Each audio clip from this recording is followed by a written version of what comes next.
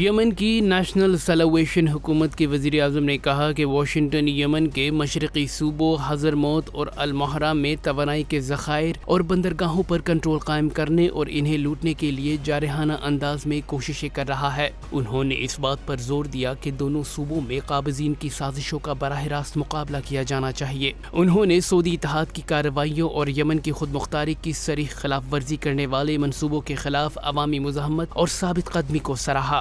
ایک اور پیش رفت میں جنوبی صوبے عدن کے گورنر طارق سلام نے کہا کہ امریکہ اور اس کے اتحادی یمن کے ساحل پر واقع اسٹریٹجک جزیرے سکوترا کے قدرتی وسائل کو لوٹنے کی منصوبہ بندی کر رہے ہیں۔ خیال رہے کہ سعودی اتحاد نے امریکہ کے ساتھ مل کر مارچ 2015 میں یمن پر تباہ کن جنگ کا آغاز کیا۔ سعودی اتحاد اپنے اہداف کو پورا کرنے میں ناکام رہا، تاہم اس غیر منطقی جنگ کی وجہ سے لاکھوں یمنی شہید اور دنیا کے بدترین انسانی بحران نے جنم لیا۔